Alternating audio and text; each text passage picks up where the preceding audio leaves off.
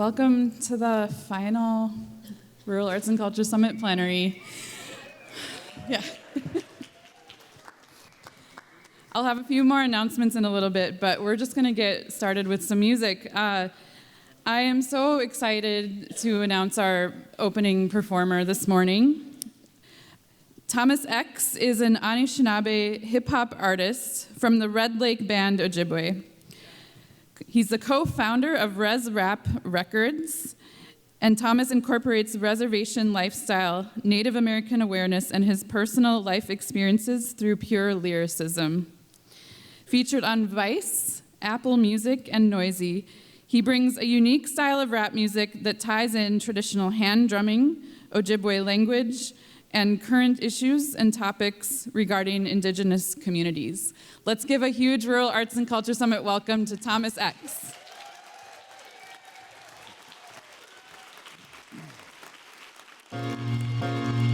Check it.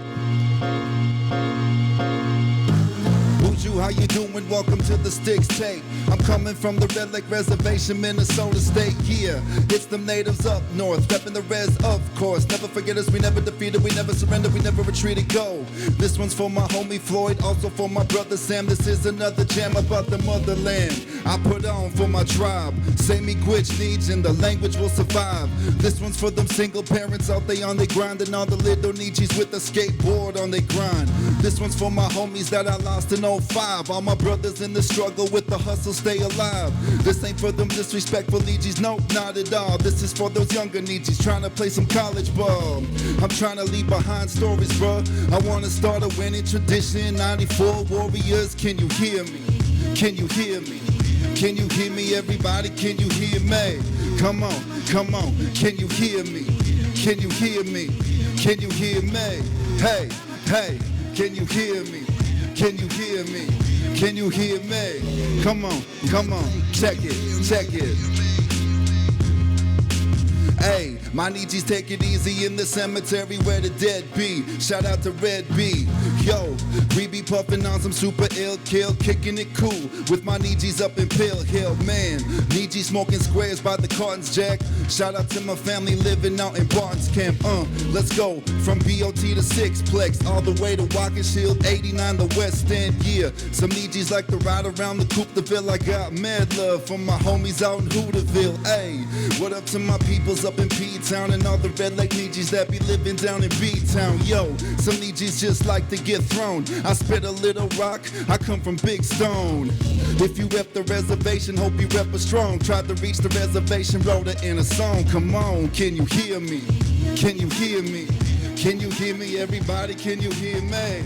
Come on, can you hear me? Can you hear me? Can you hear me? Hey, hey, can you hear me? Can you hear me? Can you hear me? I'ma spit a little bit of verse here in the Ojibwe language. Check it. Okay, to you I'm just a rapper, to you I'm Thomas X. But on the Red Lake Nation, I'm the one that's got it next. I'm reppin' Res Rap, I made a promise, yes, to always give back to my people. Put tobacco out when you see an eagle. See, I'm trying to be the sequel that you read about in books, bruh. Yeah, I put on for my tribe. Say me gwitch needs and the language will survive. Yo, Minno be my dizzy when menage it the win. Bungyo Ojibwe mo win, ni mama onisha shin.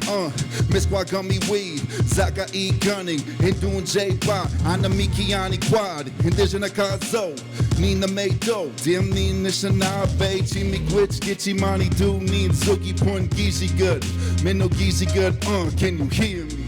Can you hear me? Can you hear me, everybody? Can you hear me? Come on, can you hear me? Can you hear me? Can you hear me? Hey, hey, can you hear me?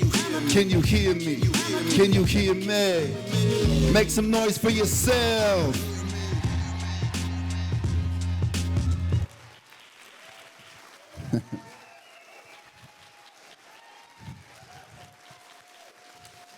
Miigwech, thank you. Thank you so much. It's an honor to be here, to be a part of this year's summit.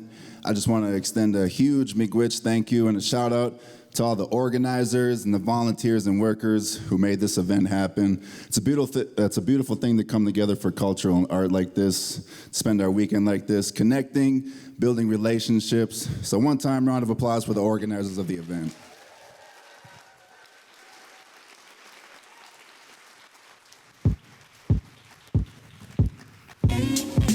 This one is about working hard, regardless of what's going on in your life. So I want to extend this song to all the speakers, presenters, artists, and community activists out there trying to make a difference in their community. So this one's for you. G-R-I-N-D, do it till they envy. A lot of people gonna hate, but only let your friends be the ones that tell you that you ain't doing enough. Let the fam be the ones that say it ain't so tough. Listen to your peers and your elders, bruh. Make sure you show love to the ones that show love back. You're gonna take a couple losses and that stuff swag. I'ma keep working hard and making tough tracks. I ain't trying to be famous, just get a buzz, Jack. I've been knocked down and knocked down again. I've been kicked and punched, I've been straight up jumped. I took a couple of lumps, but I'm far from a chump. I keep on rhyming these cold flows, grinding with low dough, shining in old clothes, reminding them more dope. All my people keep finding out that I'm still working hard and that I'm still grinding out. Get up and go. Get on your grizzly, you gotta get up and grind. You gotta get up and grind. You gotta get up and go. You gotta get on your grizzly, you gotta get up and grind. Here we go. R-E-Z-R-A-P, going hard like AP. I'm the Red Lake Reservation, I'm the G-O-A-T. I've been spitting Super Nintendo bars since 18. Now I'm with a gang of killers, yeah, the A-team. Okay, that's Red's rap. It's that Red's kid spitting all these Red's raps. So where's he head at? Probably in overdrive, cause I just overgrind. I'm always punched in, so you know I put in overtime. Got some time to slack? Ain't no time for that. I'm trying to wrap my butt up until my concert's packed. But where the sponsors at? I wanna stack ducats, but I'm still washing all my clothes at the laundromat. I'ma just grind hard until my brothers shine hard. You can see the work ethic, yeah, you know we rhyme hard. My people rise and go, get it in mind your own, so let's strive for goals. Go, get on your grizzly, you gotta get up and grind. You gotta get up and grind, you gotta get up and go. Get on your grizzly, you gotta get up and grind. Here we go. R-E-D-L-K-E, don't forget the A-G. I'ma keep on grinding, ain't nobody gonna break me. The Red Lake Reservation is the place that made me. I'ma stay up on my grizzly till it saves me. I ain't dissing nobody, so what's the hate for? I like to show respect, yeah, you know, paid for it. I just grind out like the bottom of a skateboard. I'm trying to be the change my reservation waiting for. Keep your heart strong, son, is what my mother say. You be killing the rap game, my brother say. I could've called it quits and went the other way, but I'm just blessed that I got to see another day. If you open your eyes today, wake up to get your cake up. A lot of people like to make up things up in their head so they don't grind out. Say they living in the gutter and it's way too hard. Get up and go, you gotta get on your grizzly, you gotta get up and grind. Get up and grind, you gotta get up and go. Get on your grizzly, you gotta get up and grind. You gotta get up and grind, you gotta get up and go. Get on your grizzly, you gotta get up and grind. You gotta get up and grind, you gotta get up and go. Get on your grizzly, get on your grind, stay on your grind. RAC Summit, how y'all doing?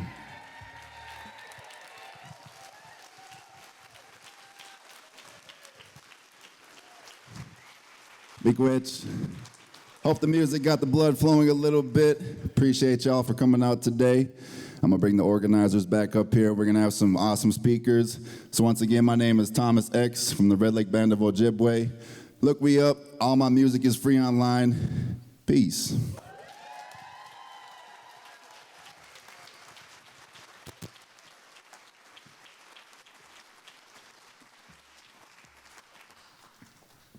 I have a feeling I know what people are going to be listening to on their long drives home. Let's give one more round of applause for Thomas X. That was amazing.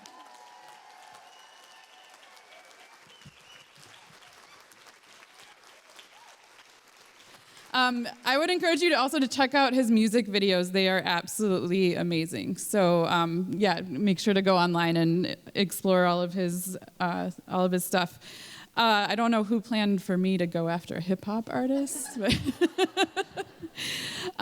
So before we go to our next session, and we're going to hear back from Thomas X a little more about his work with youth, I just want to make some final thank yous and some announcements to help us wrap up our time together. And I'm really looking forward to this last session called New Voices, New Futures. It's all about the next generation of rural creative people, and we have an amazing lineup of speakers. So before we get to that, I just want to make one final thank you to our funders, the McKnight Foundation, the Bush Foundation, Margaret A. Cargill Philanthropies, the Blandon Foundation, and the Minnesota State Arts Board and the Clean Water, Land, and Legacy Amendment.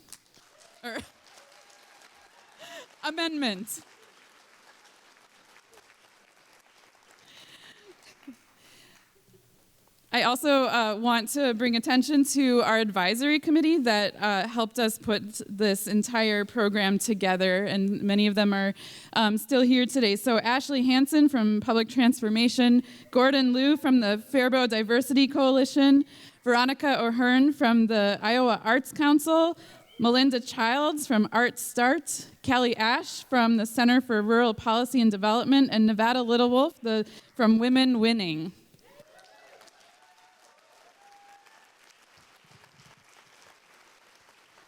I also want to thank our host committee, Drew Digby from the Arrowhead Regional Arts Council, Chantel Dow from the Rife Center for Performing Arts, Katie Marshall from the Mcrostie Art Center, Jesse Cedar from Visit Grand Rapids, and Sonia Merrill from the Grand Rapids Arts and Culture Commission.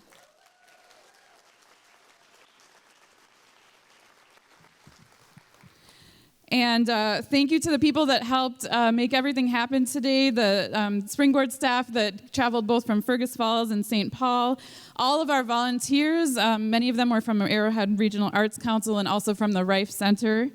And really just so incredibly grateful with all of the staff here from the Rife Center, Rife Performing Arts Center. And I especially want to just point out John up there in the tech booth. He has been making all of this stuff run smoothly. And then also, I don't know where she is, but Melanie has been doing a lot of the backstage here, and she's a rock star. And then I just want to thank all of our opening plenary artists, Annie Humphrey, Dance Barn Collective, and Thomas X.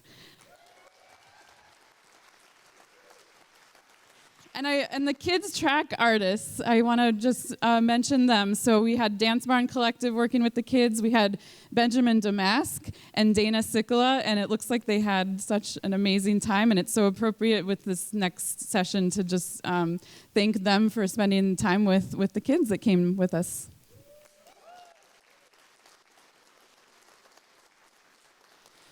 And so many of you were presenters that brought your work into this space throughout the last couple of days. And thank you so much for proposing those sessions, for working so hard getting them prepared. And it just wouldn't be the summit without all of those amazing breakouts. So thank you to all of you who led those breakout sessions.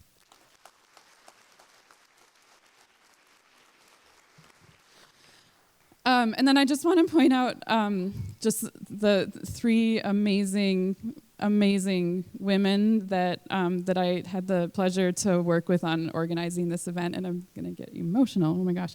I don't know if Chantel Dow is out there. She's probably working, but Chantel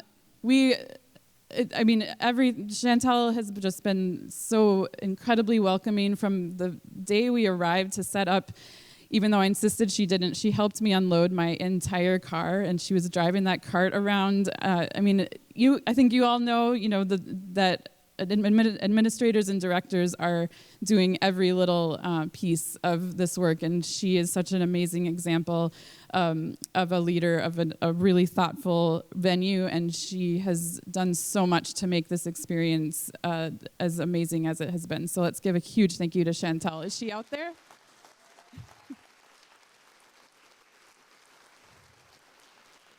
And then we mentioned Katie Marshall yesterday, but is Katie in the audience? Katie, can you please stand up back there? Katie Marshall is the executive director of the Mcrostie Art Center.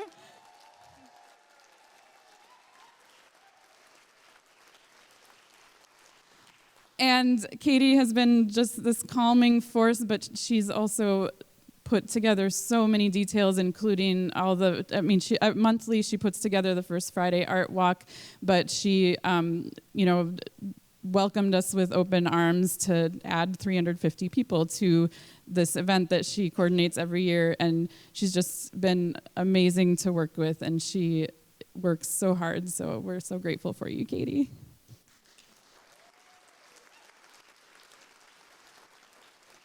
And finally, I want to thank Hannah Holman. Where is Hannah? Hannah, stand up.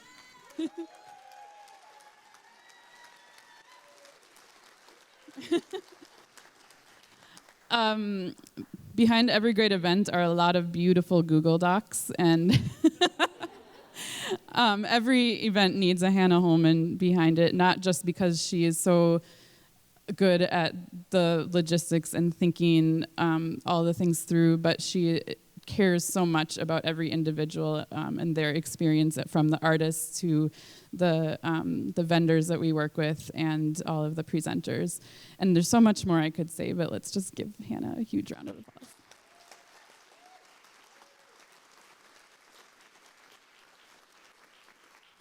All right, I just have some final announcements. So the Rife Center has a big show tonight, so we'd love your help just bringing trash with you after lunch, just kind of helping them so they can move fast and transition into their next event. So if you see garbage laying around, we'd love your help just to get things tidied up so they don't have to worry so much.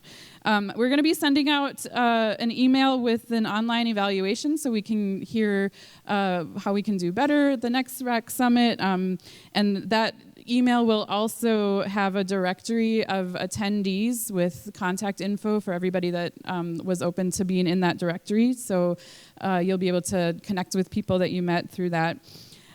Stay for lunch. We have Sam Miltich playing in the lobby, for the closing reception. And if you do have to hit the road and catch a flight, the lunches will be box lunches, so you can please make sure to grab your lunch on the way out, even if you have to run. A couple other kind of programming announcements. Jamie Horder, who's going to be speaking up here in a few minutes, she offered to do some graphic recording of a couple of the plenary sessions yesterday. And so she's laid out some illustrations of those conversations, and they're next to the Springboard resource tables. So check those out. We'll also have them in digital form that we'll share with you along in that email that we send next week. And then the other speaker that's going to be up here in a few minutes, Shel Neymark, we worked with him on our Creative Exchange platform to create a toolkit for the project that he's going to be talking about. So that is now available to download, and I believe we have a couple of hard copies around for you to check out. So when you hear about his project, we just want to point out that you can also get a toolkit to kind of learn more about his process and think about how you might be able to use that in your community. And finally, I just want to say, I hope everybody has really safe travels. I know everyone's tired, so please take care of yourself, and I hope all of your travels go smoothly. And before I welcome up Ellie from the Bush Foundation, I just want to thank all of you for what you brought to this space. This is very much a celebration, but it's also a reminder that we all have work to do. We all have learning to do, and I especially want to thank people that shared some really courageous stories. And this is a collective responsibility to do this work, and this is just the start. And I'm excited to see how these conversations and learning and these relationships continue after today. And now I'd like to welcome up Ellie Harder from the Bush Foundation, who the Bush Foundation has been an incredible support to this event and to many of all of you and your work. And so we're really thrilled that they've been part of this summit. And Ellie is going to introduce Nevada Little Wolf, who will be leading our last session. So let's welcome Ellie.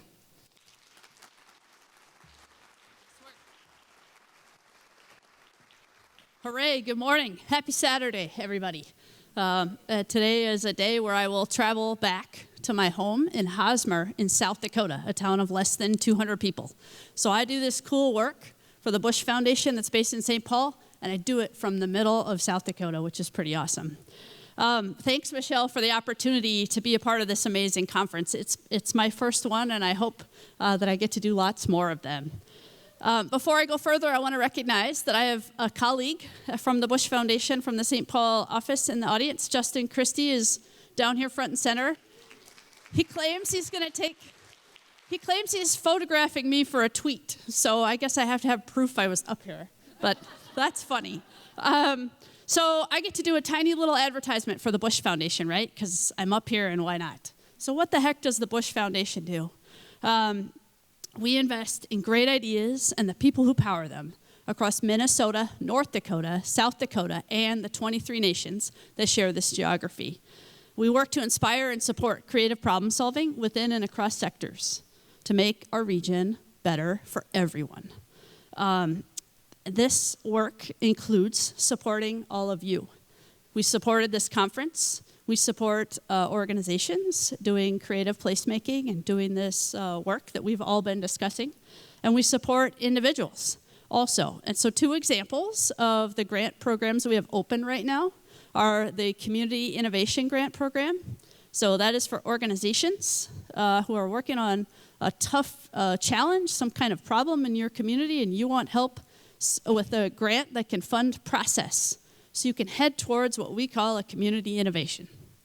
Also on the people side, right, because I said organizations and people. So on the people side, it's kind of a big deal. The Bush Fellowship opportunity is open right now. I think we have some Bush Fellows in the room, including Nevada. Can you raise your hand if you're a Bush Fellow? Thank you very much. Doing amazing work in the world. Awesome. So that opportunity is open. And my little flash end of this advertisement is that I borrowed a bench outside in the hallway here on stage left. And you are welcome to grab the handouts from these 2 grant programs, or find me, find Justin, find our website, and find out some more about those grant programs. Right here, right now, in front of us, right, is the future. And Nevada Little Wolf's going to be the MC for an incredible collection of speakers who are going to share their approaches to rural youth development. There's no better way to round out this time with all of you than to point ourselves at youth and the future. Let's hear them. So before I go, I want to make sure that we give a shout out and a little bit of background about Nevada Little Wolf. She's a member of the Leech Lake Band of Ojibwe. She has 20 years of experience working across sectors of arts, community, government, nonprofit, philanthropy, and business. At the Bush Foundation, we call that cross-sector. That's pretty awesome. She was elected to the Virginia-Minnesota City Council from 2008 to 2018. I'm a school board chair at home. I know how hard local politics are. Pretty impressive.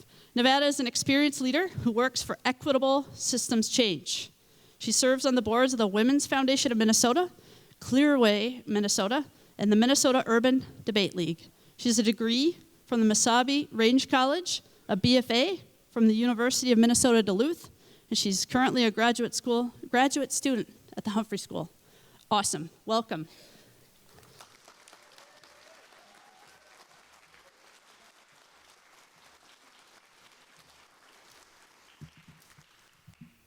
Miigwech, Ellie, for such a great introduction. So this next section is really talking about the rising generation and how we are interacting with our young people in the future around arts and community organizing and innovation. And so I really want to start this session out with us just taking a moment to close our eyes and reflect and think about a youth in your life. And I know, we have a couple people, we have, Michelle, and we have Aaron, in the arts community that recently just had babies, and I know there's a lot of children that have been here as a part of this. I remember seeing the baby the first night with the little pumpkin hat on. So, when we're really thinking about, youth in this, I think I want you to just take a minute to, close your eyes and think about a youth in your life. somebody who's important to you, someone who you dream and think about the future and how they can have creativity and arts in their life.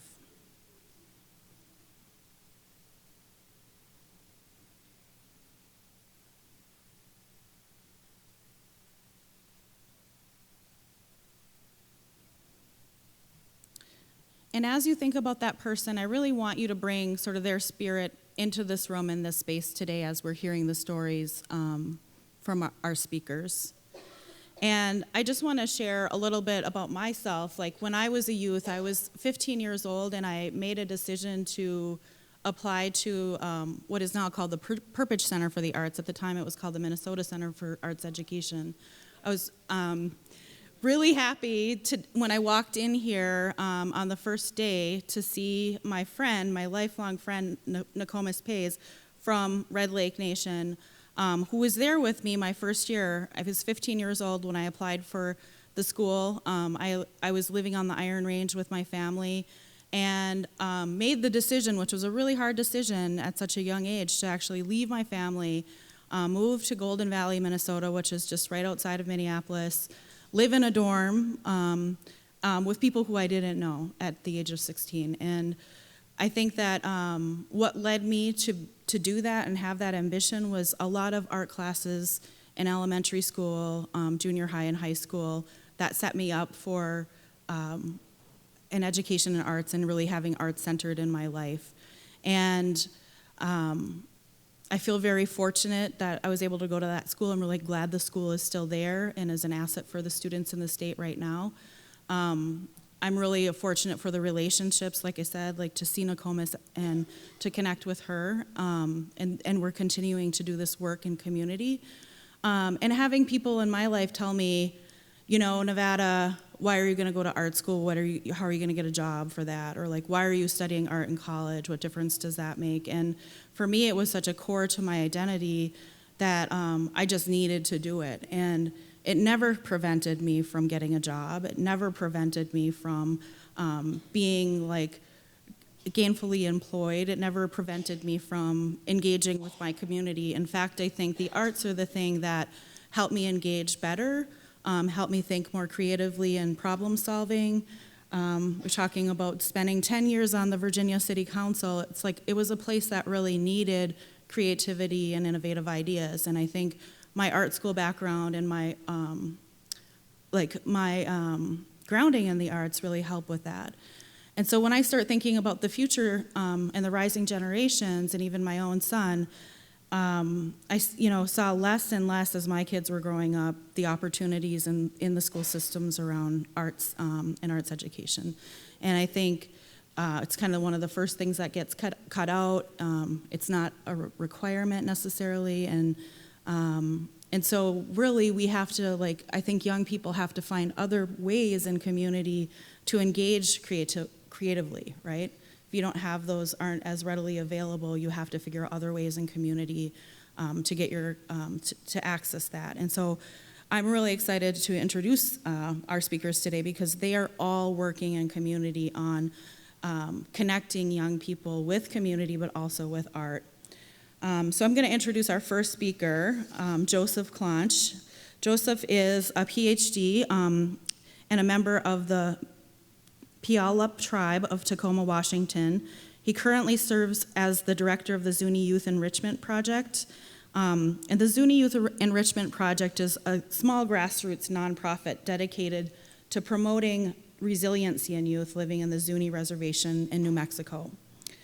Joseph's research and professional pursuits have focused on developing programs that optimize the engagement and well-being of all Native American youth. So let's please welcome Joseph to the stage.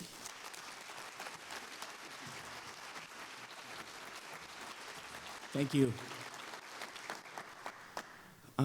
My name is Joe. I'm a member of the Puyallup tribe of Tacoma, Washington, and I had a really rough childhood growing up. I lost my mom when I was about 8 years old, not in a physical sense, but she was abusing drugs and became a schizophrenic at that time and kind of watched our small family unravel. She had lost her mom to murder when she was 5, and her mom had lost her mom to a drunk driving accident when she was 12. And so I come from a long line of people who died too early, and the kids were left with the trauma of that. And I'm happily married now. I have 4 beautiful children. I have an amazing job, and I accredit that to the positive people, programs, and safe spaces of people that were engaged in youth development work. It gave me a shot to lead a different life and pump the brakes on all those cycles of trauma. At the Zuni Youth Enrichment Project, we try to provide those people, those programs, and those safe spaces for Zuni kids. I'm going to tell you how we worked with a group of Zuni artists to develop a community park space for the benefit of Zuni kids and Zuni families. This is a map that illustrates what the present-day America looked like over 500 years ago. And the internal boundaries of this map have changed considerably over the last 500 years. But the boundaries of the Zuni community haven't changed at all. It's an incredible place. It's the longest, one of the longest continuously inhabited villages in all of North America. It's still a place that has the resources to teach Zuni children Zuni as their first language. It's still a place that traditional values, traditional practices, and ceremonies shape day-to-day life. In 2015, we were awarded a grant from Art Place America to build a park space. At the same time, we were given a generous 3-acre tract of land from the Zuni tribe that was just a stone's throw away from the main village. And so the question became, how do we design a park space in a way that will be viewed and experienced as a cultural asset and not a threat to culture? The first thing that we did, and the smartest decision that we made, was convening an artist committee made up of prominent Zuni artists that represented a variety of traditional Zuni art forms. And when we first met with these individuals, there was no doubt that they had a deep love for the community's kids. They were their grandchildren. They were their children. They had been kids growing up in Zuni, and they wanted to see a better future for their own children. But they were also concerned. People had come to the community making promises before to no avail. And there is a long history of Zuni artists being exploited. And so Daryl Shack, one of the individuals imaged in the bottom, at this first initial meeting with them, he told me millions of dollars have been brought to the Zuni community on the backs of artists. How is this project going to be any different? That question forced our organization to think about the long history of community development in places like Zuni. It also presented this amazing opportunity that we had to do community development differently in collaboration with these artists. We met with kids, we met with families, and we met with key community stakeholders over a 2-year period to listen to what the park should include. And the major theme that ran through every single stakeholder was that this park should serve as a cultural resource for the community's children, that they should be able to walk to this space and get a better sense of who they are, where they come from, and what makes them so special. The artists were able to take that feedback over that 2-year period and meet with the architects and the contractors to work on a design that would honor those voices and those interests. That middle image is us. Before we had a park space as a home base, we were in a FEMA trailer, and so we would Skype into the architects every 2 weeks to take this community input, and this was the design that we landed on. The park has been open for about a year now. It was named by the community Hotnawan Park, which is translated into belonging to all of us. It was designed in a way to blend in with the frequency of the Zuni Pueblo architecture and just community life. If we could have got that turf field to be the color of the sand dirt, we would have nailed it 100%. I have a hard time growing grass there. The park was also designed to be a canvas for Zuni artists. So Zuni's a place where 80% of the adults self-identify as artists. Many of them make some sort of income that way. And so as we started putting out calls to artists, there was no shortage of artists that were interested in contributing art to the park. But our artist committee members asked those artists to take it a step further. How could you get the community youth involved in projects that we could install in the art? And so this first image, top to bottom on the left, is an artist named Keith Adaki who worked with over 120 of our summer campers on watercolor paintings. And he was able to take those watercolor paintings with them and develop this large-scale mural that sits in our kitchen. In the middle, we have master potter Noreen Simplicio, who taught a group of middle school students pottery from the ground up, how to gather the natural materials to make natural paints and clay. And then the culminating project was for them to work on this statue-sized pottery that would serve as water collection off the building. Pots had always been used in Zuni to carry water. This was just an evolution of that tradition into present day, and now it feeds our community garden. The last one is also an image of Noreen working with over 500 elementary students on a large-scale mural where they designed pottery shards with Zuni designs. And the image works in a circular fashion and tells the story of where they came from in the center of the Grand Canyon to their present location. Before we started this project, we were working with Zuni artists and cultural bearers. But it typically worked like this. If we had a summer camp coming up, we'd call a potter like Noreen and say, hey, would you like to do a class with us? You can come in at this time. There'll be a group of students there. We were merely facilitators of the work. Through this process of working with community artists and learning from them, we started to recognize that they were expert youth development people in their own right. I've committed all of my education and working career to the development of Native American youth. And what I recognized in them was that they had a way of doing youth development that could go to a much deeper level. And so I was converted as I listened to them. Our organization was converted. Image on the right hand shows kind of how our organization has evolved. Now we're really founding our programs, our organizational structure off of Zuni art and Zuni culture in our youth development approach. I have the honor of going to work every day in this beautiful park space that Zuni artists have helped design. And it's amazing to see Zuni kids engaging in healthy activities with all of this art that reflects their identities, it reflects their histories, and it reflects what makes them truly special. If you're ever in the Zuni community, Southwest, please come by and visit us. Thank you very much.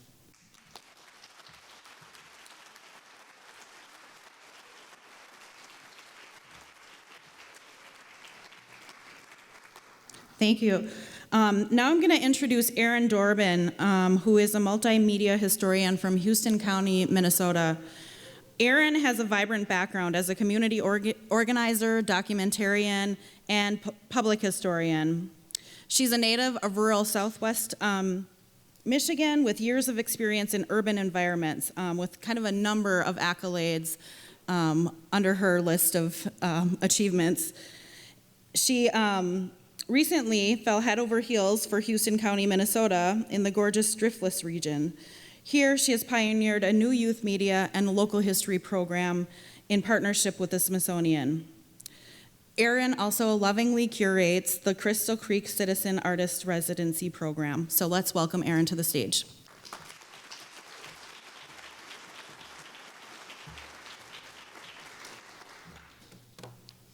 So everyone keeps asking me where Houston is in the Driftless. I have a shirt here. So this is Minnesota. It's way southeast right here. All right. So I grew up in a rural township in Kalamazoo County, Michigan. And by middle school, I was interested in the arts, music, political life, but my small town really celebrated its sports culture over the arts. I didn't seem to fit, and at 15, I actually dropped out of my small town high school and ended up in an alternative high school that offered a few more arts courses. And then after graduation, I thought, I'm going to have to move to a bigger city to pursue anything that I was passionate about. So I transferred to the University of Minnesota in Minneapolis, where I studied public history, photography, architecture, and American studies. So I went back home, a few times a year and began to see everything differently. Things were changing in the landscape, and I realized that as the built environment of my home changed, something inside of me shifted also. I realized that my identity was intrinsically linked to the place that I came from. This link made me suddenly become invested in my hometown's future. So through the fresh eyes as a public historian and through the lens of my camera, I started to document my home's evolving sense of place. I began to investigate local history. I became motivated to create work celebrating the individual identity of my home, and in 2006, I moved back to attempt to sustain its character and identity while working in historic preservation and community development. So fast forward many years and locations later, I end up in a place that I love just as much as home, the Driftless region of Minnesota. In 2016, an opportunity arose to create a local history research and media production program for young people in partnership with Lanesboro Arts, the Lanesboro Historical Museum, and the Smithsonian's Museum on Main Street. I got to catch kids at that same vulnerable point where in my life I turned my sights and my heart away from rural, away from small town, where and when I saw a disconnect between my home and my future self. So in this program, I helped my students plug into their present surroundings by realizing that they are history makers, that with a solid understanding of the past, they realize that they can self-determine their futures, the future of rural. So in the program, we build up from their personal experience to the local, to the regional, to the national, to the global. The students' films were so successful in crafting relevant and relatable stories of rural American experience that they influenced the entire National Smithsonian Youth Media Program, the local comprehensive planning process in Lanesboro, Minnesota, and the new Smithsonian traveling exhibit titled Crossroads: Change in Rural America that includes their thoughtful discoveries in the exhibit panels. So here I'm going to show you some heavily abbreviated clips of their sophisticated full-length media stories. And this will detail their personal discovery processes as local history researchers and media artists. These are examples of how they investigated, created, and sustained their rural identity. My name is Lillian Carlson, and I am a rural Houston County storyteller. My parents are local business owners, and I work in town too. Throughout Houston's 144-year history, businesses have changed, just as in other rural towns across the nation. I have talked to residents and business owners to gather their historical and present-day perspectives on our retail community. My name is Ray Evanson. I'm Ron Evanson. We came to Houston in July of 1969. It was basically a town that had 4 grocery stores and 5 saloons and 2 or 3 barber shops and 3 car dealers and an implement dealer, and it was a booming little town. Of course, as time goes along, it was a lot easier to go to other towns like La Crosse. So, these things gradually faded out as the owners got old. It's been hard to keep some small businesses here. There is a new store proposing to join our community. Many rural towns across America have experienced the opening of a local Dollar General store. All of us want to be exclusive. We want to be our own little thing, and we want everyone to purchase from us, and we want to be the only one and only. That's in an ideal world. Competition is out there. Competition makes us better.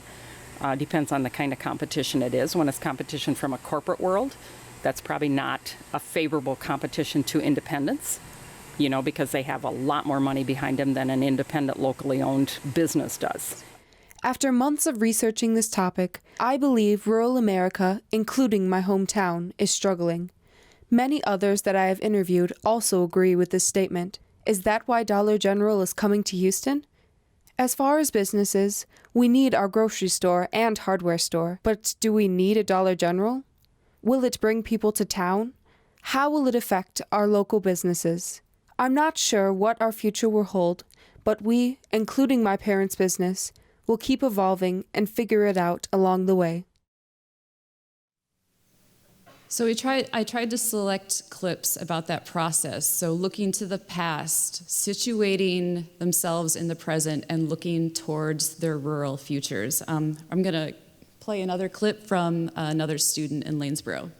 My name is Mylan Jerry. I'm a city transplant, and I'm a prime example of a millennial living in a small Midwestern town, also known as Lanesboro, Minnesota. Lanesboro was created by joint stock company owners from New York, with a starting population of about 600 people. My family moved here to Lanesboro from St. Paul in 2004, when I was only 2 years old. In 2016, during the spring and summer months, Lanesboro streets are bustling. People everywhere are eating, tubing, and sightseeing. With a population of just 740, one would think Lanesboro doesn't have a lot going on. But by looking at Main Street, that is clearly untrue. Sort of. For 3 months, Lanesboro is a cheerful, quaint, and busy town, but it wasn't always that way. In fact, some describe it as more of a ghost town, year-round. It was horrible. It was literally a ghost town. There was very little to do. Lanesboro was a ghost town in '87 when we decided to take over the White Front. Right around '87, they started working on the trail and putting the bike trails in. Now, thanks to the trail, arts, and businesses, Lanesboro attracts about 60,000 tourists every year. But what about after tourist season? When the shops close up for the winter and the streets are quiet, who are the people left? What are me and 739 other people doing here? Where do we shop and eat? What are our needs? Can you tell me what kinds of businesses you'd like to see in Lanesboro? Clothes shops. I'd like to see a bigger supermarket. What kind of business that I would like to see are ones that appeal more to the local citizens, not just tourists, that could be open year-round. I like to see a multitude of different types of businesses, not only ones that will draw the tourists, but will also draw the local people. I'd love a hardware store. After all the research and interviewing I've done, I'm now faced with the question, will I return to my hometown? Before this project, I would undoubtedly say no, but now I almost feel different. There's no doubt I'll leave when I'm turned 18 and go to a bigger city and go to college. But when I finally settle down, will I settle down in a small town? I've already seen a few young families move here, my friends, my classmates, even my own family. But will the concept plan work? Will I move back? I hope so. I also hope, when I'm 30 years old, that Lanesboro will be different. That in 2032, more businesses will be open for the residents. More people will move in, maybe even more job opportunities. One of the most important things that Lanesboro has yet to manage is balance. A balance where Lanesboro isn't desolate, but also not a noisy city. Balancing its unique and charming personality, but also bringing in new and changing. But will Lanesboro be willing to change? I believe that everyone's capable of change, that everyone can achieve it. It's just that everyone's afraid. I encourage you to catch all the full-length films. You can do that at storiesyeshouston.com. So what do the students have to say about this process of becoming local public historians and media producers? Well, it helped them develop a civic voice. It made them think about where they lived consciously and deeply for the first time. They became revered as local experts in their hometowns and even nationally on the topics that they had researched for their stories. Decision makers were now looking to them for their input. They felt confident and prepared to embark on their futures with new communication, critical thinking, artistic and narrative skills they'd developed. So I want to end here with the program doesn't work just for the students. These stories go to work for the communities themselves. One of my students, Tiffany Michaels, in 8th grade, studied transportation trends in Houston County, Minnesota, and she found that a quarter of the population was traveling out of the county to La Crosse, Wisconsin every day for work. And she wondered kind of what that commute ended up meaning for working families, for parents seeking childcare in the county, and how maybe a rideshare program could benefit workers.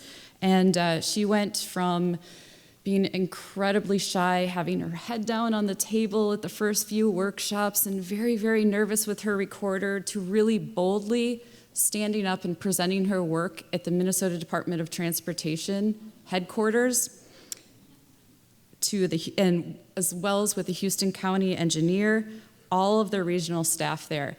And they were blown away. She provided them information that they didn't have. And so we're trying to move forward with doing some planning with her and her classmates to develop that rideshare program.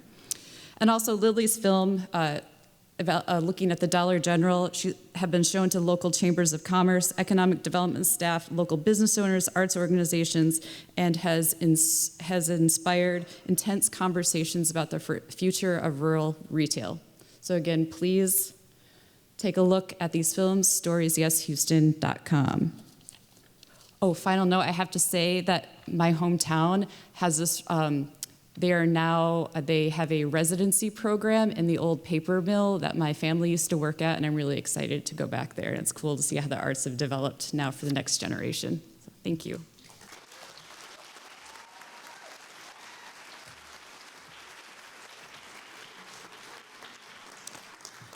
Thanks, Erin. Now I'm going to introduce our next speaker, Shell Nymark.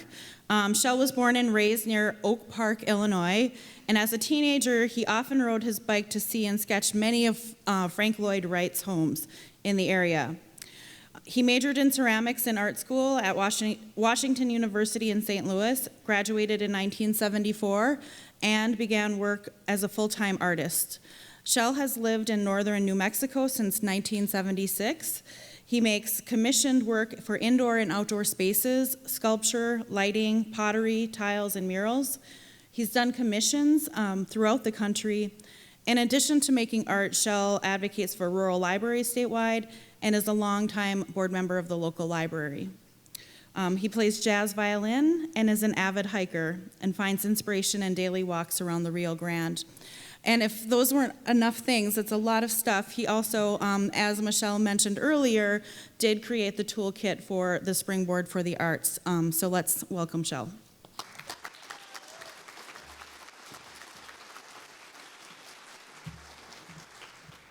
Thank you.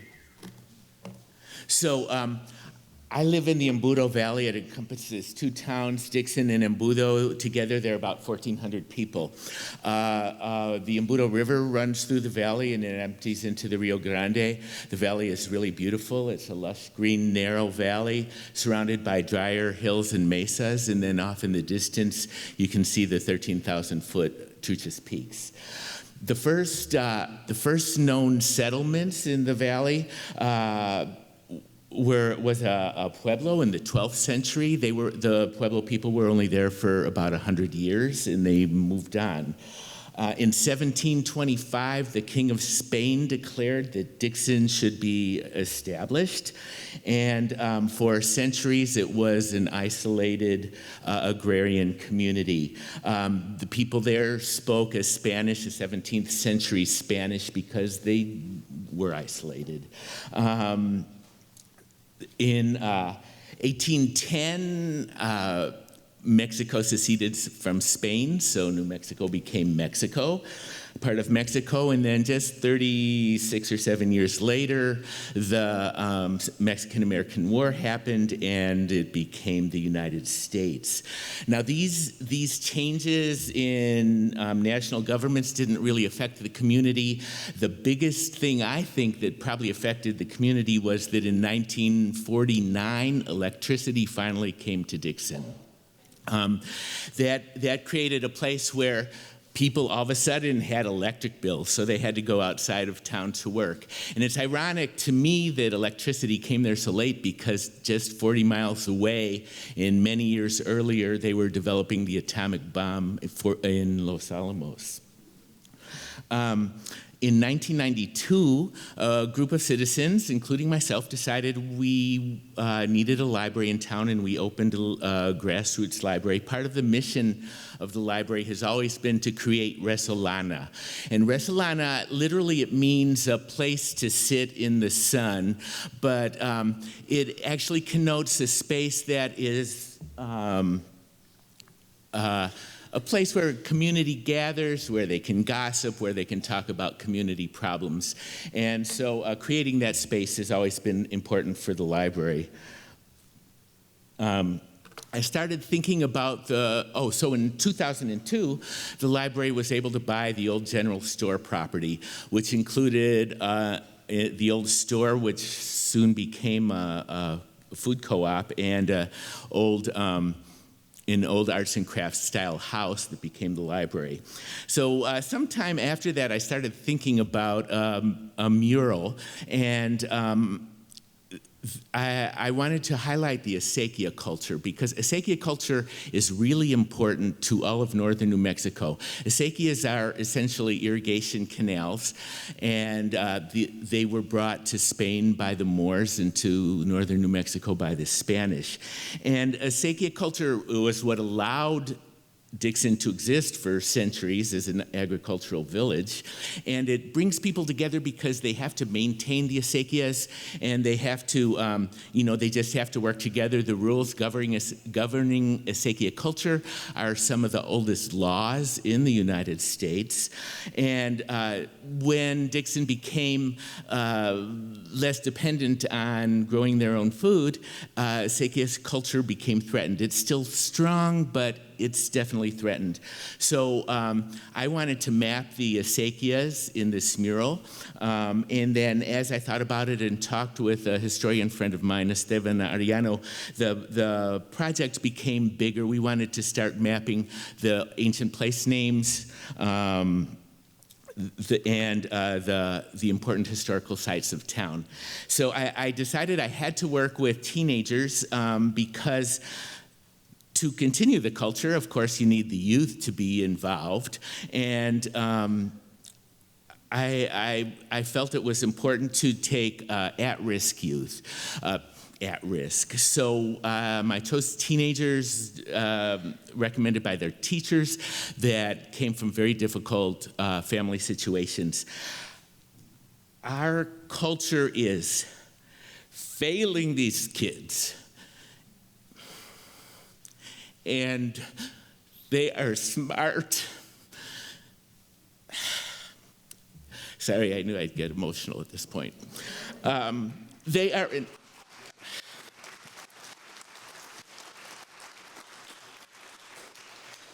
They're beautiful, they're funny, and we cannot afford to fail these kids because we've got a lot of problems here in this world, and these kids need to be adding to the solutions to it. I felt that it was important to pay them to work on the mural because I wanted to see money brought into their families. And of course, I wanted them to learn their culture, the history of the town, because I wanted them to develop a gratitude for the wonderful values and cultures that they bring to the table. So one site we went to work, one of the many sites we went to work on, there was the Mexican-American War is a really interesting thing. The Americans essentially marched into Santa Fe and said, we're the boss now. There were very few battles in the war, few in New Mexico, few in California. They marched into Mexico City, and there wasn't much else. One of the battles, the Battle of Embudo, happened just about a half an hour walk from Dixon. So we wanted to document that spot. The kids, I told them to start researching, and they looked in Wikipedia, and it described the battle. So it was the Native American people and the local Chicanos who had lived there for centuries fighting the Americans in this narrow canyon. And in Wikipedia it says it called them the insurgents. And I wanted the kids to really think about that because history is written by the victors, and if Mexico had won that war, it would have said the patriots who were fighting for their country, fighting for their nation, instead of this kind of negative connotation. So in doing the mural, I wanted them to think about broader issues. The other thing to think about the Mexican-American War is so few people realize that we stole 50% of Mexico's territory, California, Nevada, up into Montana. people don't think about that too much, and people don't really think about the implications of that. And I wanted the kids to think about the implications of that. There's a saying in New Mexico, maybe many of you have heard it, we didn't cross the border crossed us. So here we are at the site in 1846, I think it was. People came and pecked petroglyphs into some boulders where people had died in the war. So we were documenting that site in this picture. So this is the plaque on the mural from that site. Let's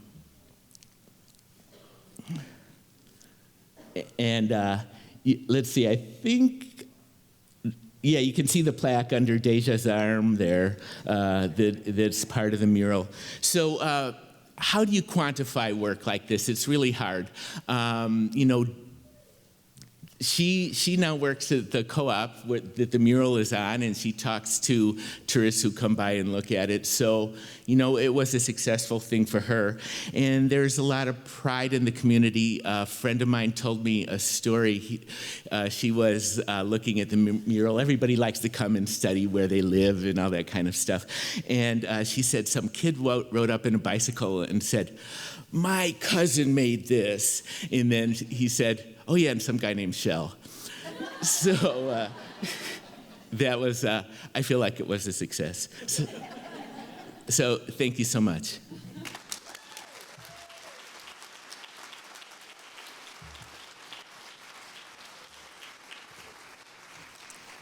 Thank you, Shell. Our next speaker, Jamie Horder, is a rural advocate, small town artist, and community coach from Lyons, Nebraska. Jamie is a rural advocate, small town coach, small town artist, and community coach. And the population of Lyons is 850, so gives you a sense of where she's at. She uses art to create opportunities for everyday citizens to be more engaged in conversations and decisions impacting their communities. Her site-specific projects are interdisciplinary, intergenerational, inclusive, and invite community collaborators. So let's welcome Jamie to the stage.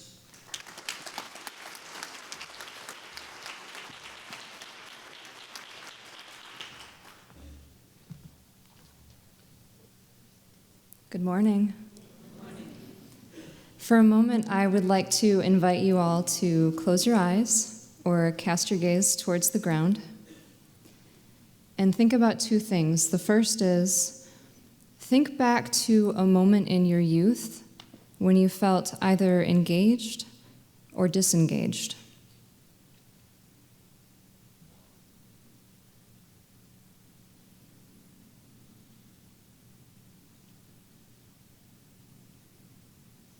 And the second is, what factors led you to feel that way in your community?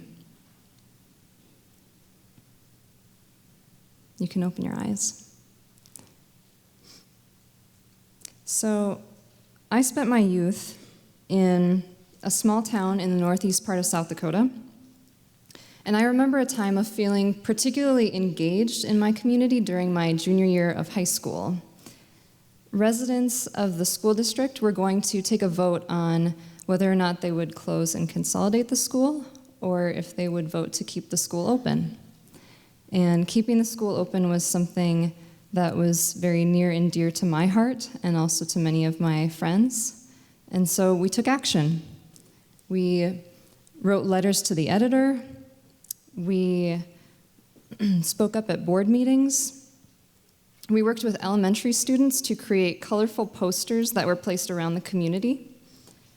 We also wore shirts in our school colors of purple and gold that said in big, large letters, SOS, Save Our School. We were youth that were deeply engaged in our community. Today, I live in the town of Lyons, Nebraska, which is in the northeast part of the state. And some of my work includes youth engagement. One such project is called Community Studio. In their senior year of government class, students are granted one class period per week over the course of a year to design a project of their choice so long as it impacts positively the communities of either Lyons or Decatur in some way. It could be a tangible product or a process. And over the years, students have created such things as a remodeled home driveway and sidewalk space for disabled residents, a cookbook of favorite local recipes, a mobile food pantry, a literary night at the Lyons Public Library, as shown in this slide, a Frisbee golf course for the Lyons Park. I know that youth have great capacity to be involved in their communities, and in working in many different rural communities, I also hear adults saying that they want youth to be engaged as well. So, where are we getting stuck? If we want youth engagement, why isn't it happening? And what would it look like to get there?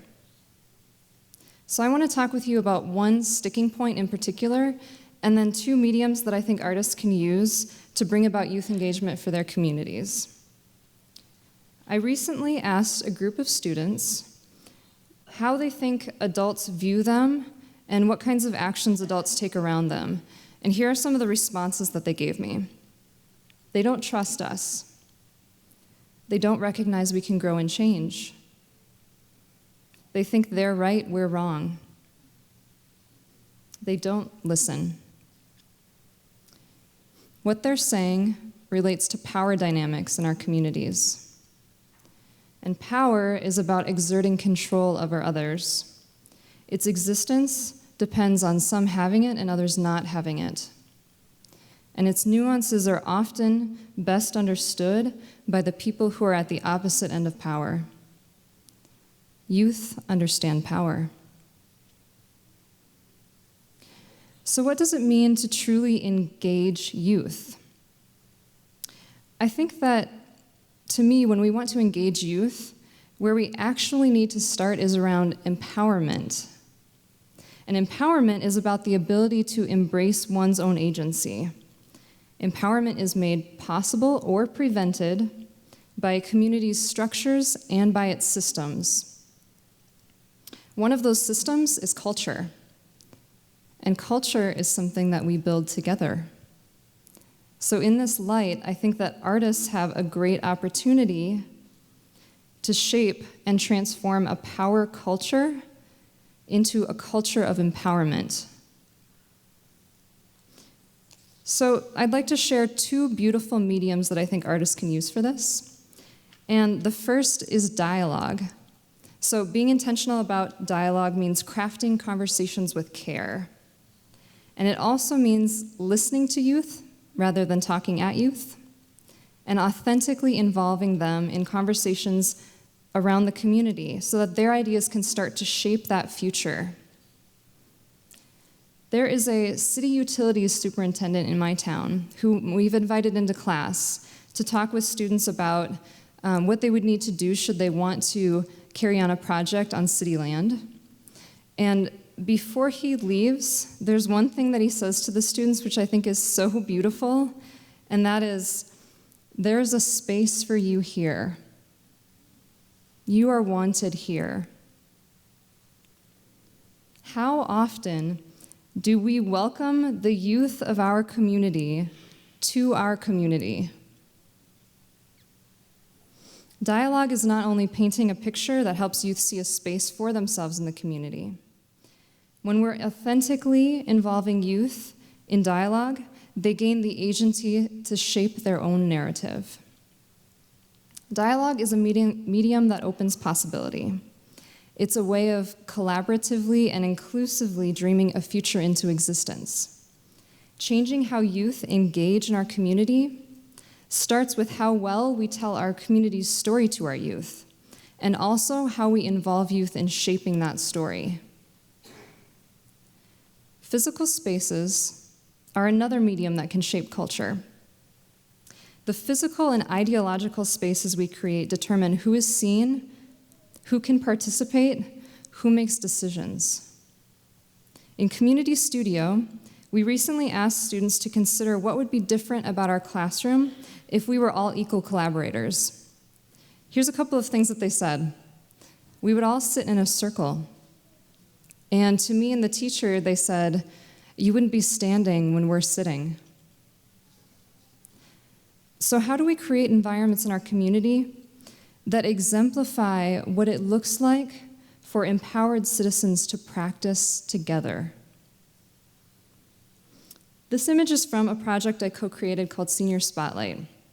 One night per year, senior students and senior citizens gather together on Main Street with the public, and the students share stories with that senior citizen about that senior citizen's life. The project is a way of providing space for two generations who are often at the periphery of our society to be able to connect, and also to change the way that people think about those generations. It is a method of changing a function of a space into one around culture building, of listening and celebrating. Utilizing space intentionally is about seeing community spaces, a parking lot, an aisle of a grocery store, an unused building, as potential catalysts for a culture shift. So back to my junior year of high school, a majority voted to close the school. But I want to tell you about the night before the vote. Another student and I had created a letter for the public to sign. It was signed by other students, and we worked to send that letter out to every person in the school district. So the night before the vote, it was a bitterly cold northern South Dakota evening, and we went door to door, delivering the last of those letters to the residents and asking them if they would keep the school open. It was numbingly cold as we worked, and we tried not to slip and fall. But at the same time, I felt alive in doing something that really mattered, something that I cared about. We had adults around us who encouraged us in dialogue, who made space for us to strategize with them in their hardware store headquarters. And that culture of empowerment was vital to our engagement as youth. I think that we can use mediums of dialogue and physical space to build a culture of empowerment in our rural places. It's critical for our youth and for anybody who's on the opposite end of power. And it's crucial for inclusively building our future rural communities. Thank you.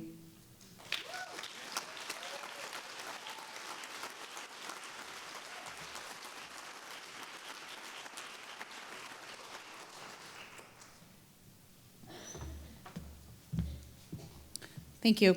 So our final speaker probably doesn't need an introduction at this point, but it's Thomas X. We heard from him earlier, and I can just say that it's really a privilege and honor for me to be on the stage introducing him. I've been a fan for a long time of his music and his message, but also what we're going to have now is, I think, a real treat to hear his story and kind of what developed him into the person and the leader that he is today.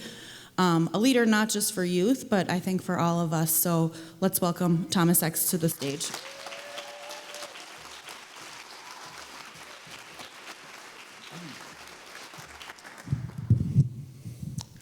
Bonjour, Anashanabeg, Anamikiani Quad Indigenous Kaz, Nemando Dem, Misquagamu Izagi Ganandun Jaba, Migwich Kichimani Du Niman Ogiji Good. What's up, everybody? My name is Thomas. I'm from the Little Rock district of the Red Lake Band of Ojibwe. And on the ride here this morning, I was trying to develop some kind of proper plan of what I wanted to present today. And to be honest, right now, I'm just really inspired by our first four speakers. So I kind of want to use my time up here to piggyback off of what they were saying and try to incorporate it into a little bit of my own message. So I'm a hip-hop artist, been doing poetry about 15 years, rap music roughly 10 years. Currently the CEO of the Red Lake Nation Boys and Girls Club. And at the Boys and Girls Club, I have to work under guidelines. You know, I have to work by the requirements of our grants and our BGCA requirements. But, you know, I try to use my own method of working with the kids to empower them in a way where they feel like they matter more. Not so much that they're coming to a club to receive your basic services, but to see them as our future leaders, as our future servants, as our future community members. So the one point I really want to get to is the term resilience. Now, resilience is probably defined differently person to person. For me, resilience is to adapt. And I guess in my life, where I've had to adapt is dealing with my own mental and spiritual struggles. We all go through them. We all have some kind of story. There were times in our lives where we got knocked down, and there were situations where we had to make a decision. Is this going to break me? Am I going to stay beat down? Or am I going to let this make me? Am I going to let this situation give me strength? And I'm going to use this and turn it into something positive. That's a situation we will continue to face the rest of our lives. It's important to teach kids at a young age that lesson. You know, everybody who's a parent, we all have to worry and have concerns about, bullying in school, how our kids are feeling, how they deal with day-to-day lives, especially nowadays. There is such a generation gap, not just between grandparents and the kids nowadays, but just even between, the generation of parents now and kids. I'm 30 years old, I have 11, a 9-year-old and a 4-year-old. And to watch my 11-year-old enter into the middle school and to hear and observe how him and his friends hang out and talk to each other and take things into perspective. It's so different than personally, I feel like it's so different from how I was when I was in 6th grade. But it's important to listen. And resilience is something that I don't know how to teach it. I don't know how to give the right words. I don't even know who can teach resilience. It's something that happens when you get through the part when you're broken down. You get through that part where you're hurt. You get through it. You have to cry. You have to yell. You have to find a person in yourself that you might not have known was there. It's important to take care of your spirit. My favorite poet, and I like to call him a rapper, even though there wasn't rap music at the time when he was doing poetry, my favorite poet is John Trudell. John Trudell was a prominent American Indian activist in the 70s and 80s, part of the American Indian movement, and he wrote a lot of poetry. And he always said, protect your spirit. And what that means is you have to take care of yourself. I imagine everybody in here has a very busy schedule. We have occupations, we have jobs, we have families. We got to take care of so many things, and I think we tend to forget about ourselves. So before I get into some of the work I do and some of the beliefs that I have that include empowering our youth and communities, I just wanted to give a big reminder to everybody to protect your spirit and look out for yourself, because when you protect yourself, then you can protect others. So, to be dubbed the title leader, it's odd for me. I'm only 30 years old, and I feel like there's just so much that I don't know, and I'm learning every day. But the one thing that I do know and that I believe in the Ojibwe culture, we have what's called the 7 grandfather teachings. There's 7 teachings that were given to us as human beings that we have to practice to be good to each other and good to ourselves. And one of those teachings is wisdom. And the core principle behind the teaching wisdom is that you have to be wise enough to know that you have a gift. The beaver is the animal that represents wisdom. The beaver knows what his gift is. He knows his objective. He knows what he's supposed to do. He knows his skills. He uses his resources, his teeth to build. The beaver knows his gift. Wisdom, to be wise enough to know what your gift and reason is. It's important to feel like you have purpose, that you're making some kind of impact, even if you work in the community or if you just want to have a positive impact on your family at home. To feel purpose is the umbrella of having a strong spirit.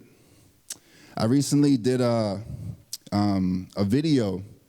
It was a score for the Minnesota Department of Human Services, and it was in campaign against the rising opioid crisis here in Minnesota. And we made a short film, and you can find it on www.knowthedangers.com. And we titled it Jagujatun, which in Ojibwe means to overcome.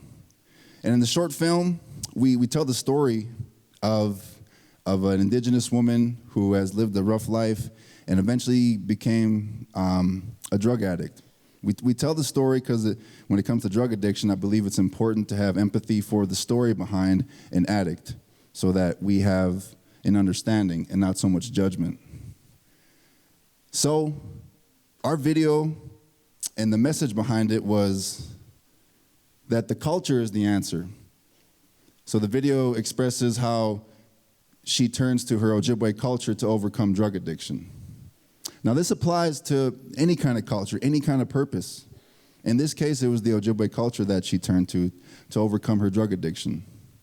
I'm only using drug addiction as the topic right now to kind of explain the video, but it could be any kind of struggle in life, any kind of struggle. You got to turn to something because the culture filled the void in her that she was missing, and it realized who she was. So me, in the community of Red Lake, I try to use my platform as a hip-hop artist and community organizer to teach kids about resilience and to teach kids, the youth of Red Lake, about their Ojibwe heritage and their Red Lake history. Because for me personally, it was connecting with my Ojibwe culture and my Red Lake history that made me proud of who I am. And then I feel like it was a ripple effect. It was a domino effect of, I know who I am, or at least I have a better idea of who I am. And now, I want to take on the world. I'm Red Lake Ojibwe, I'm Anishinaabe.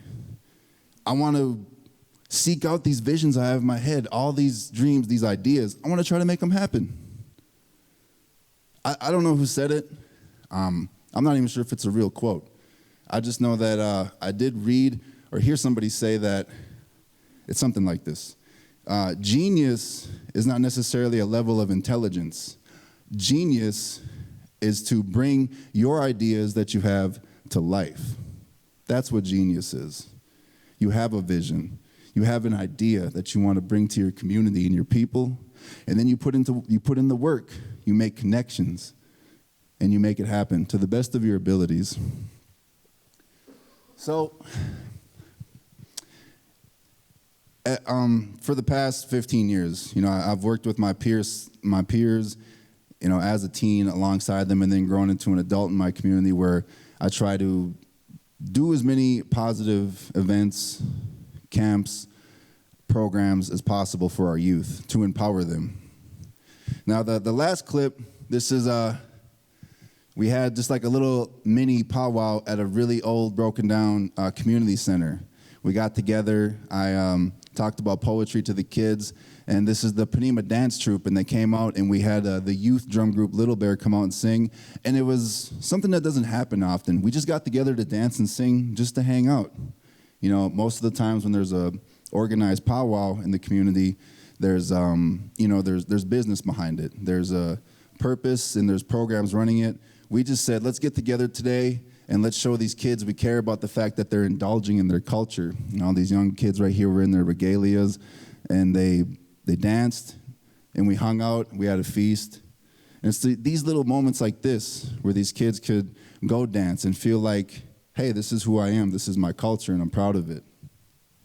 Every year we do the Ojibwe Language and Culture Camp in Obashing, Panema. And right here, you'll see me, myself, Chris Jourdain, and a group of youth playing the Creators game, lacrosse. These baby steps towards regaining our culture, to re-indigenizing our community as Ojibwe people. Just this past weekend, we held our 5th annual Motherland Block Party, which is an annual event that me and a team of people help organize. And it's surrounded around hip-hop culture, but we've incorporated modern day and Ojibwe culture as well. With hip-hop, there's 4 elements: MCing, DJing, breakdancing, and graffiti art. And this year we had all 4 elements. There's a skateboard jam, basketball tournaments, moccasin game tournaments, hand drum singing contests, and all kinds of activities for kids. And we cap it off with a concert at the end of the night. In northern Minnesota and in Red Lake, it's been a struggle to create some kind of scene for rap music. You know, just given the geographic location and the society and the culture, it's there. The new generation, the youth, they love rap music, they love hip-hop culture. And I know when the thought of rap music comes up, there's always the thought that there's a lot of unhealthy things and a lot of negativity that are brought up in that genre of music. As a rap artist, I gotta agree with you. As a parent, I agree with you. But also as a rap artist, I know that there's empowering in the music. I grew up listening to people like Tupac, Nas. These guys were storytellers, and they emphasized on their lyrics and trying to empower their community. I try to do my best to do the same with my music, to show the kids that we could use these contemporary modern-day cultures and activities, but still own who we are. Yes, I'm a hip-hop artist, but I also do my best to learn and incorporate my Ojibwe culture into who I am, so I could do the best of both worlds. It's, you know, that the resilience part. I always tell people, and I tell the kids, you have to own your struggle. That's what resilience is, to own the things that have happened to you. You take them and you turn them into strength. When I was a sophomore in high school, I was in the last classroom in Red Lake High during the school shooting. And I saw the gunman, and I knew the gunman. I grew up with him, and I lost friends that day. And it's something that left an imprint on me for life. And it's hindered my growth, my spiritual growth. And over time, I've turned that into other struggles on myself. There's been a time in my life where I had to overcome drug addiction because of the trauma and the things that day did to me. But I didn't let it make me for who I am or what I was going to be. I was knocked down. But every time we get knocked down, we get up. During the early parts of my recovery, I sat in on a program called the 7 Grandfather Teachings, led by who would become my spiritual advisor, Larry Stillday, Gitche Maingan. And he talked about the 7 teachings, and it was such a great presentation. I learned about the 7 Grandfather Teachings. It made me feel good, made me feel proud to be Ojibwe. And at the end of his presentation, he had a statement, or it was more of a quote, and it just blew my mind. It was like an epiphany. He said, "The medicine is inside of you. The medicine is already inside of you." What Gitche Maingan meant was that we are already equipped with everything we need to overcome any situation in life. We have the medicine. We are strong enough. And that made me realize I could overcome anything in life. And I want to give that strength to the youth so they could become our leaders of the future. So in closing, to bring the spirit of Gitche Maingan to life, kick back, listen, and chill to what I'll be speaking, because what I got to say to you right now is very intriguing. I'm talking about the ways of the Ojibwe people that seem to be leaving. Yes, of course, I'm talking about the 7 teachings. So what are the 7 teachings? Number 1, respect. Respect is something that we seem to neglect. And if you take a look at the world, it's starting to have a big effect. So maybe we should all take a look in the mirror and put ourselves in check, because the world could be a lot better place if we showed each other some more respect. Number 2, truth. Truth is something that I should be rapping in the booth. Truth is something that could be easy to take or harder than your tooth. Truth is something that people claim to have all the way through the roof, but it's also something they forget about when they get caught in a coup. Truth is something that we got to learn to express. It's got to come through our hearts and our chest, not so much through our brains when we stress. Number 3, wisdom. Wisdom is something you obtain when you sit down and listen. And to obtain it, some of my people went to college, some of my people went to prison. But to have wisdom is to know that you have a gift and a reason, and you maximize on it and utilize it all 4 seasons. Just know that we all have a gift. Number 4, honesty. Honestly, to be honest, it ain't like reading a book or learning Ebonics. It's kind of like learning to be true, to hold, and to keep your promise. To be honest is to speak from your heart and to leave your head. You pick apart the dark and don't speak when your vision is red. Number 5, humility. Humility is to be humble, and to be humble is to keep it together when everything's seeming to crumble, like you in the pitch black dark in the middle of a jungle. But when adversity comes your way, you're ready to rumble, and if you get knocked down, you get up again after you tumble. Because there's been times in my life where people tried to belittle me. It was in those moments I had to express my humility. Number 6, courage. To be courageous is to do the right thing when you have every opportunity to do what's wrong. So I got to take the opportunity to say good things inside of my songs. I got to talk about what's really real and what's really going on. But to be courageous is to do the right thing. If you pick apart the darkness, you see the happiness the light brings. And if you do what's right, you'll find your own light. And number 7, love. Love. It ain't always a white wedding and flying doves, but it's something we could express to each other because we have the feelings for the ones that are above. Love is something that I'm wishing to see. Love is something that the Creator gave to us unconditionally. Love is something as simple as telling your people, Gizaga in, which means I love you, in Ojibwe Mowin. Aho. The 7 teachings. Thank you for your time.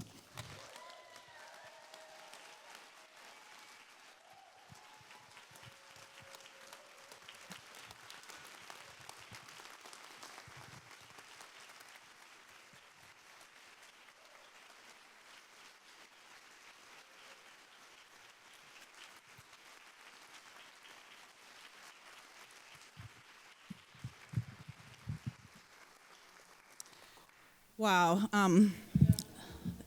Thank you, Thomas X.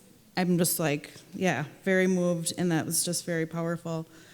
A lot of powerful things have happened in the last couple of days while we've been here, and I can just sort of reflect on just this panel alone, like hearing the stories of the traditional pottery making and engineering those into rain vessels for community gardens. The youth who are telling their own stories through video making, the story of rural communities and rural resiliency, how youth are using art to tell their history and their story in a community way, getting that out so other people can see it, and that those narratives are reflected in the community in ways that are authentic. And really engaging civically and thinking about door knocking and that bitter cold with young people going door to door to save their school. So there's a lot of powerful things that just happened right now on stage. There's a lot of powerful things that have happened in the last couple of days. And I want to take this moment before we leave each other for one final reflection, for you to take a moment to put your feet on the ground, to breathe, and to really reflect on a conversation that you had over the last couple of days, a person that you met, something that you heard in a session. It will just take a few seconds.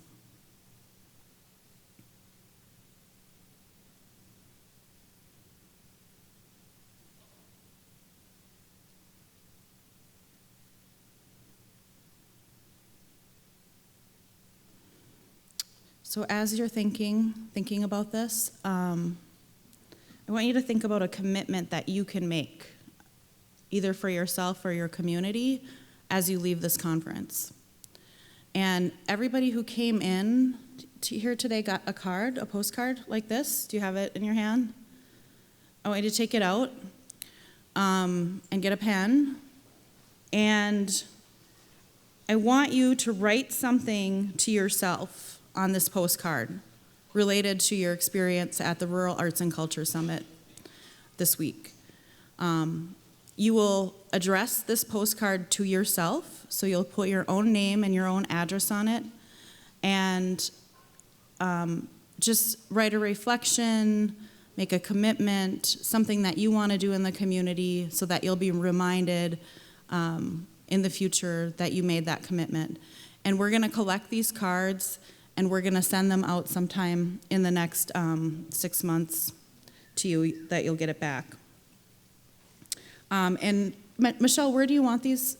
There will be a box at the, I believe it's at the Springboard table registration area. Okay, so the registration area, that's where you just drop this off, and we're going to make sure that you see these again.